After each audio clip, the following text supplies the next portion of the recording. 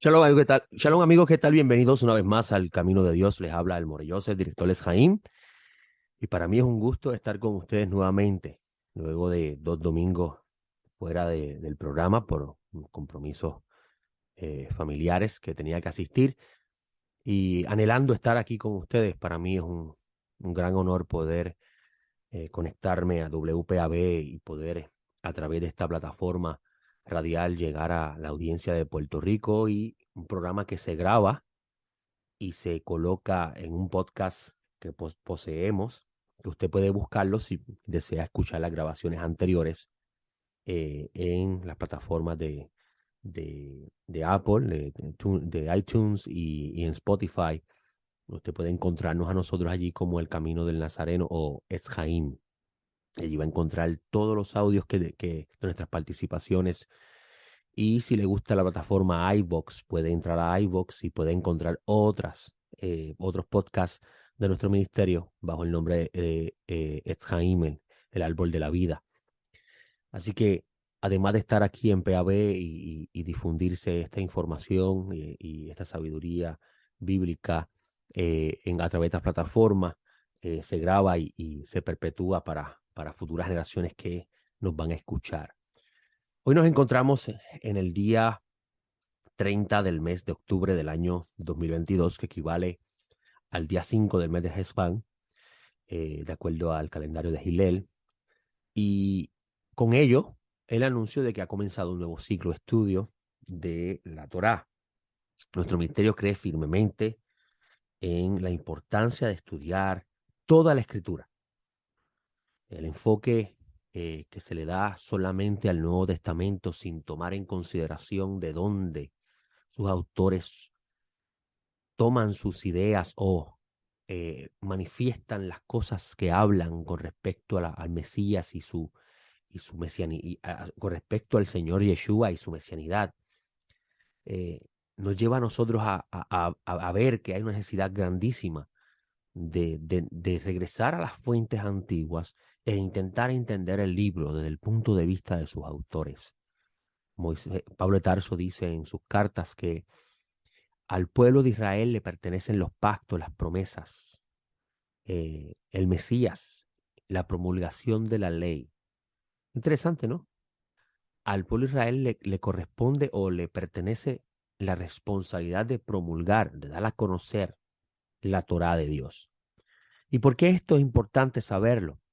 Porque nosotros habíamos escuchado por mucho tiempo de que el Mesías clavó la ley en el madero y que ya no es necesario.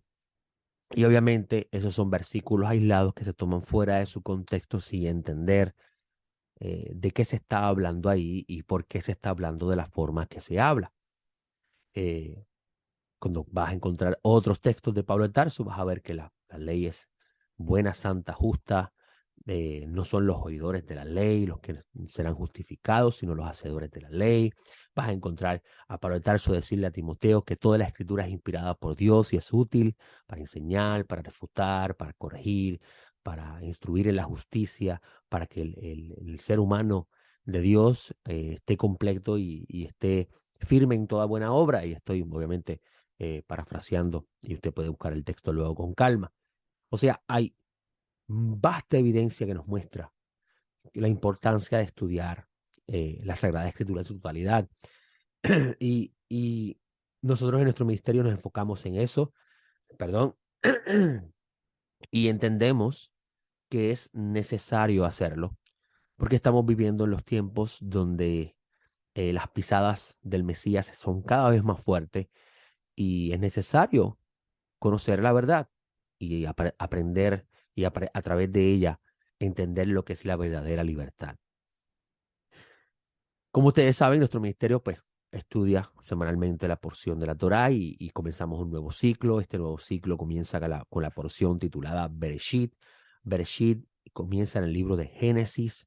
El libro de Génesis es uno de los libros más interesantes de toda la escritura, específicamente los primeros 11 capítulos, porque nos habla en forma de midrash. Y si usted no sabe lo que es un midrash, es muy importante conocer qué es eso. Midrash es la forma judía de exponer una idea en forma, en una historia cuyo propósito no es dar detalles literales de eventos, sino exponer una idea o un pensamiento, dar a conocer una información fundamental que va a ayudar a poder entender el desarrollo de todo lo demás. Usted, por ejemplo, va a encontrar que el libro de Génesis comienza hablando de la creación, de quién creó todas las cosas, de la creación del humano, de la colocación del humano en un lugar que se llama el huerto del Edén, un lugar bien similar a lo que era el templo en lo que respecta a función. Si usted va al libro de Levítico, usted va a encontrar que el Eterno le dice a Moisés que los levitas debían guardar y debían cuidar el santuario, y las palabras hebreas utilizadas allí son las mismas con respecto a la función que debía efectuar Adán en el huerto.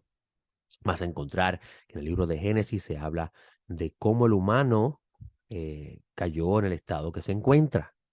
Y recuerden que Moisés está en el Sinaí recibiendo esta revelación divina. O sea que Dios le está dando para atrás a la historia, le está dando un resumen a Moisés que va a ser fundamental para entender la misión que va y la función, la responsabilidad que Dios le va a encomendar a Israel con respecto a su función. Y va a ser, por ejemplo, en la sección que estudiamos ayer, que es Noa, se va a hablar de una ciudad que se construye en un lugar llamado el Sinar, donde es un lugar plano, y la construcción que va a hacer allí, va a haber allí, va a tener como propósito que todos se puedan identificar con ese lugar y ninguno se confunda.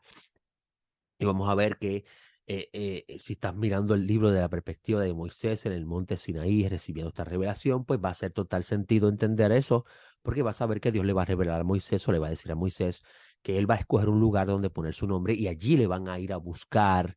Y los profetas van a hablar luego eventualmente de ese lugar como un lugar donde la humanidad, no solamente Israel, los gentiles también irán a buscar a Dios en un solo pensamiento, con una sola intención y un solo corazón. Y es bien interesante conocer estas cosas, porque entonces no hace mucho sentido lo que estamos leyendo. Cuando hablamos de un midrash, eso es lo que busca hacer un midrash, es poner de una forma en lenguaje humano unas ideas que Dios quiere transmitir, con cuyo propósito es eventualmente entender el desarrollo del libro. Por eso usted, cuando llega al capítulo 12 del libro de Génesis, usted va a encontrar que a partir de ese capítulo comienza la escritura a bajar la velocidad de la narración y empieza a ir a detalles. Desde el llamamiento a Abraham empieza la escritura a hablar en detalles de cosas relacionadas a la vida de Abraham y su descendencia. Pero antes de eso, la escritura va bien rápido. Dios creó los cielos y la tierra en 6 días, en el séptimo descansó, formó al humano del barro de la tierra, antes de haber creado a la humanidad, y eso es un tema que tenemos que discutir, porque se habla de formar al humano del barro de la tierra y crear la humanidad en el capítulo 1. Y se habla de una figura extraña llamada la serpiente, Nahash, realmente es la palabra hebrea, Nahash, y el humano y cómo se le revela a Dios. Todas las cosas va rápido, como decimos en el lenguaje puertorriqueño, a las millas, pero cuando vas al capítulo 12 empiezan las cosas a ponerse más lentas y comienza a darse más detalle. Y eso nos lleva a preguntarnos por qué Dios quiso que esto fuera escrito así, y es porque en los primeros capítulos, los primeros 11 capítulos del libro, recordemos que estamos hablando en capítulos porque tenemos ahora la Biblia en capítulos, pero no existía antes en capítulos. Los primeros capítulos del libro lo que buscan es dar una información general cuyo propósito es apuntar a Abraham. Abraham sale de esa generación de la confusión de la Torre de Babel, del Sinar, donde se encuentra también el lugar llamado Ur de los Cardeos, una tierra donde se habla del primer emperador llamado en la Biblia Nimrod, que era un fiero cazador. O sea, quiso que los humanos le sirvieran a él y su propósito, y él comienza a convertirse en este modelo, o él se convierte en este modelo de lo que representa un falso ungido, un falso Mesías. Y esto es bien importante entenderlo de la perspectiva antigua, porque el concepto de un falso ungido es la idea de que los reyes eran ungidos por los dioses, eran escogidos por los dioses, eran adoptados hijos de Dios, y con esto ellos eran la imagen de Dios ante el pueblo. Y esto nos lleva al principio del libro, el libro de Génesis, donde en el versículo 26 del capítulo 1 se dice que toda la humanidad fue creada a imagen de Dios. Interesante, ¿no? Un pueblo que sale de Egipto, cuyo faraón se jactaba de que él era la imagen de Dios. Porque ese era el pensamiento antiguo. Los reyes eran la imagen de los dioses. Eran semidivinos también, eran considerados semidivinos. Y cuando vamos a la Torá, Moisés, de parte de Dios, trae un pensamiento revolucionario para su tiempo. No, no, no. No solamente los reyes son imagen de Dios, toda la humanidad es imagen de Dios. Porque toda la humanidad fue creada a su imagen. Y es muy interesante cómo la Torá nos invita a reflexionar sobre estos temas, porque vamos a ver que en el versículo 26 del capítulo 1 se dice que la humanidad fue creada a imagen de Dios, cuya función era sojuzgar, guardar, gobernar la creación.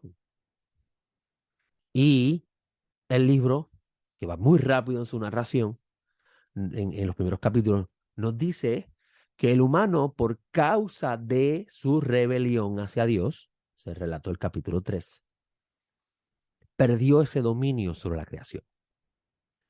Y esto lo entendemos cuando leemos en el texto que como Dios le dice a Adán, al humano, la tierra será maldita por causa tuya. Y de esto va a hablar Pablo de Tarso en Romanos cuando dice que la creación fue entregada a vanidad por aquel que la sujetó a justicia. No la va a dejar así para siempre, la va a redimir también la creación. Va a ser redimida con el ser humano. Así que Pablo de Tarso está citando a Moisés y nosotros a veces ni entendemos por estas cosas que Pablo de Tarso dice y empezamos a especular con pensamiento filosófico griego o moderno, esa idea sin entender primero de dónde sale el pensamiento. Y usted va a encontrar, y esta es la porción Bereshit que comienza en el capítulo 1, versículo 1, que fue la semana pasada, antipasada, perdón, porque la semana pasada terminó para efectos bíblicos ayer. La semana pasada terminó para efectos bíblicos ayer y la antipasada terminó el día 22 al anochecer, de la perspectiva judía. Y la porción Génesis comienza en el capítulo 1, versículo 1 y termina en el 6:8. ¿Ok? Y ayer estudiamos la porción Noah, que comienza en el capítulo 6, versículo 9 y termina en el 11:32.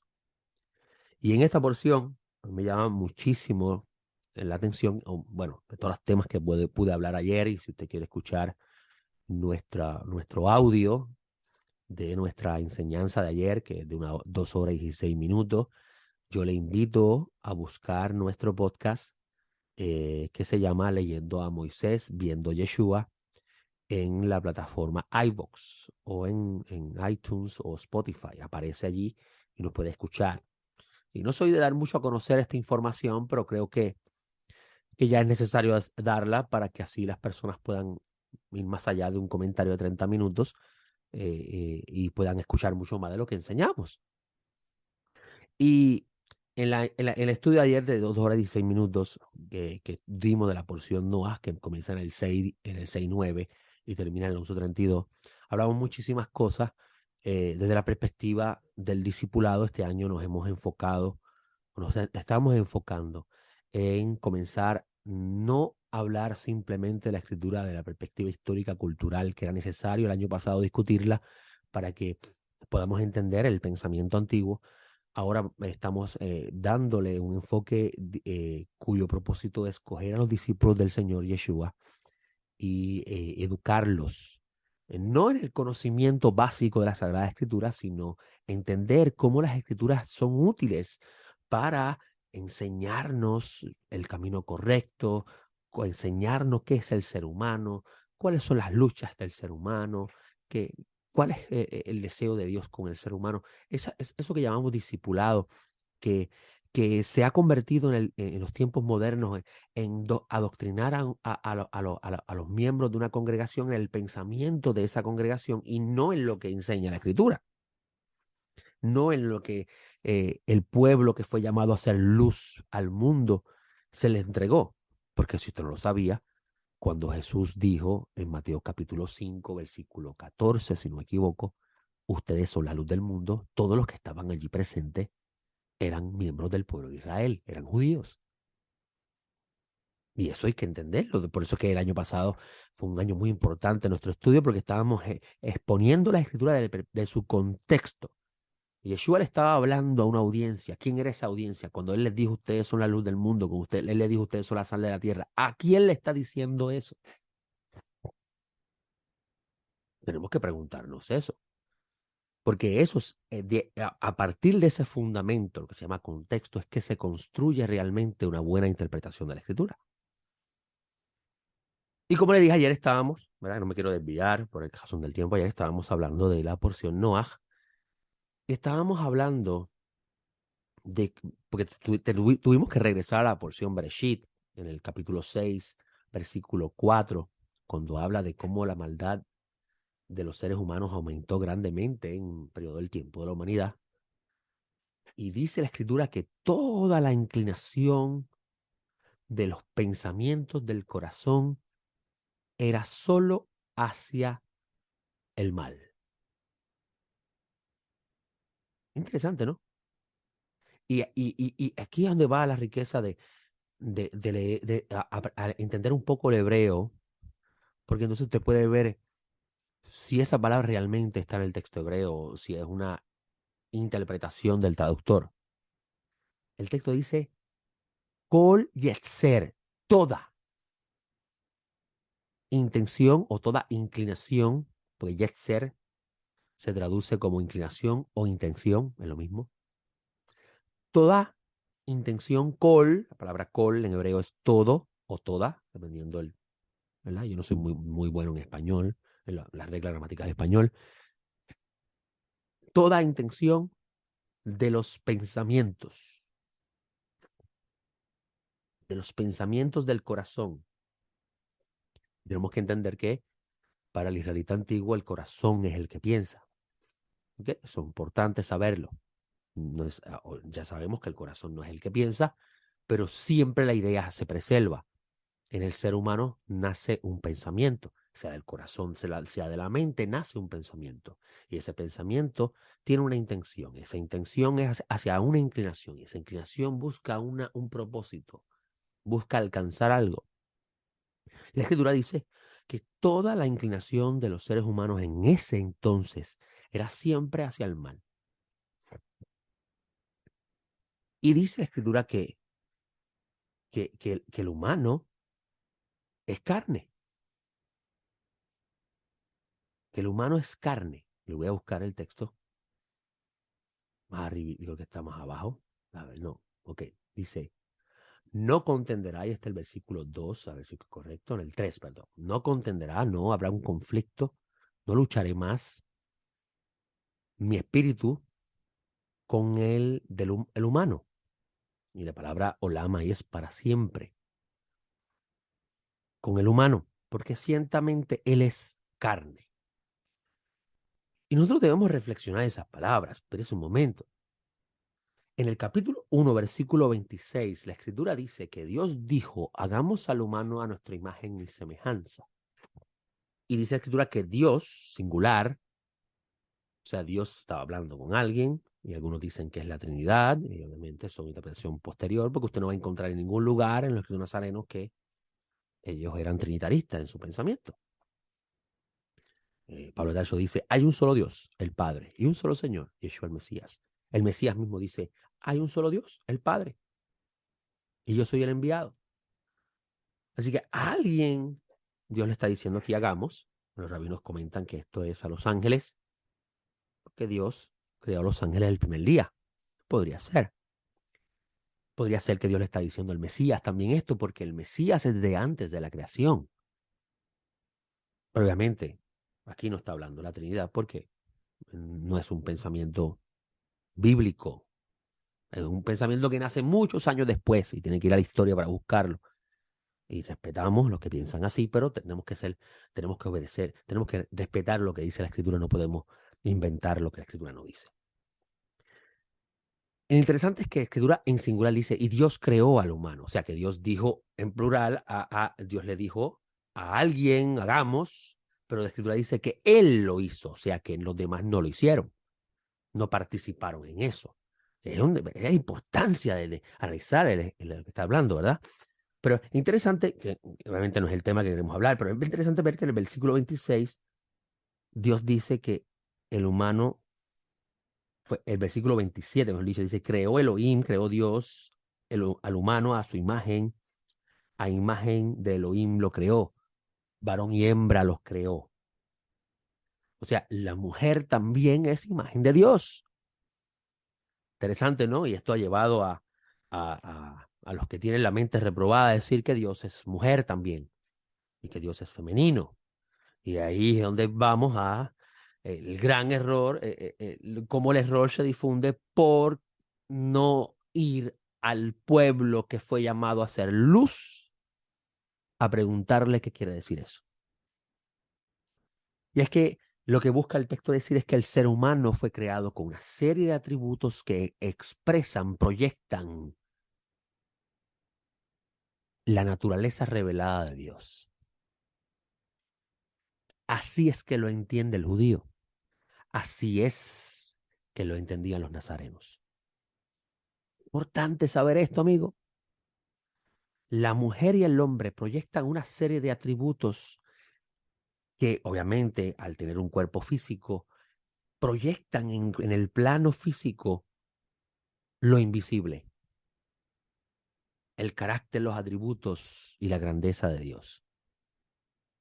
Eso es lo que significa esa idea.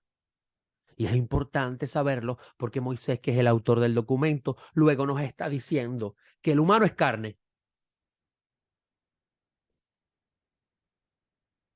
O sea que el humano que fue creado a imagen de Dios se ha convertido en un ser carnal. Ha olvidado la esencia de lo que es y toda su acción se inclina hacia el lenguaje de Pablo, el lenguaje paulino, los deseos de la carne, que son contrarios a los deseos del espíritu, dice Pablo de Tarso, ¿verdad que sí? ¿De dónde Pablo de Tarso dice eso? ¿De dónde saca, mejor dicho, esa idea Pablo de Tarso? Interesante, Dios dice aquí en el capítulo 6, versículo 3, no voy a luchar, no va a luchar más mi espíritu con el humano. Esta lucha no va a ser con el humano para siempre. Esto es importante. Pues, ¿qué quiere decir Dios aquí? Dios creó al humano con una intención, con un propósito de que él fuera su imagen y que el humano se encargase de proyectar con sus acciones toda la grandeza de Dios. Por eso cuando el humano hace el bien, está proyectando el bien de Dios. Cuando el humano manifiesta justicia, está manifestando un atributo divino. Pero sin embargo, la Escritura dice que el humano se inclinó hacia la carne, porque todos los pensamientos de su corazón es hacia el mal. Y todavía aquí no tenemos definido qué es el mal. Aquí es donde va a entrar en escena lo que Pablo de Tarso dice, ¿por qué fue añadida la ley? ¿Para qué Dios dio leyes? Y Pablo de Tarso dice en Gálatas que la razón de esto es por causa de transgresiones. Porque si nadie roba, no hay razón para que exista una ley que diga no robarás. Si el ser humano no toma a la mujer de su prójimo, no había razón alguna para que el Eterno dijera no fornicarás con la mujer de tu prójimo. O sea que en el ser humano se depositó un veneno, estoy hablando el lenguaje judío, le llaman el vino ponzoñoso de la serpiente, que cambió la esencia de lo que él es en su naturaleza. Pero es importante que sepas que el ser humano no nace pecador. Eso es una idea doctrinal que nació mucho tiempo después para justificar luego unos actos rituales. En ningún lado de la Escritura dice que el ser humano nace pecador. Incluso hasta el propio Pablo de Tarso dice que el pecado entró al mundo por medio de un hombre y que con el pecado la muerte y por tanto la muerte pasó a todos. No dice que el pecado pasó a todos, dice la muerte pasó a todos por cuanto todos pecaron. Y cuando él dice por cuanto todos pecaron no significa que las personas nacieron pecadoras, sino que inmediatamente que crecen, su inclinación es hacia el mal. Por eso es que la Escritura luego, eventualmente, con esta introducción, va a ir gradualmente revelando, Dios va a ir gradualmente revelando cuál es el plan para reparar este mal causado por la desobediencia. Es interesante que la Escritura dice que el humano comió el fruto de un árbol que hizo consigo que él se diera cuenta que estaba desnudo. O sea, el humano perdió la inocencia, como los niños que nacen y en ellos no hay maldad. Y de repente pierden esa inocencia. En algún momento de su vida comienzan a tener conciencia de esas cosas y con ellas se pierde la inocencia. Así que el humano perdió la inocencia. Y esa inocencia trajo consigo que se difundiera el mal. La Escritura va a definir qué es el mal y no es un tema que vamos a estar discutiendo hoy. Pero lo que es interesante es que el humano fue creado a imagen de Dios y dice la Escritura que Dios vio todo lo que había hecho y lo llamó bueno, muy bueno. O sea, toda la creación la llamó buena. Y dentro de la creación está el ser humano. Por eso es que cuando usted lee a Juan, en el Evangelio de Juan, que dice, de tal manera amó Dios al mundo que dio a su Hijo único para que todo el que él crea no se pierda, mas tenga vida eterna. Usted tiene que leer, entender eso de la perspectiva de la Torá. ¿Por qué? Porque es en el capítulo 1 de Génesis donde vemos toda la creación, eso que Juan llama mundo en el texto griego, cosmos, toda la creación. Y a toda la creación Dios la llamó buena, la vio buena, muy buena, y entre ellos estaba el ser humano, o sea que el ser humano fue creado bueno, se dañó. Y la Escritura va a explicar cómo se dañó, de una forma midráshica. De verdad, usted va a encontrar un árbol que coma de él y va a abrirse los ojos. No, esa es la forma poética, en forma de midrash, de exponer una idea que luego se va a dar a conocer mejor a lo largo de la escritura, porque usted va a encontrar que los pueblos que rodean al antiguo Israel practicaban una serie de conocimientos o buscaban una serie de conocimientos cuyo propósito es tener poder para controlar lo que existe a su forma. Y eso es bien interesante, eso es lo que la escritura le llama la magia, la necromancia y todas estas cosas, el ocultismo, en lenguaje simple.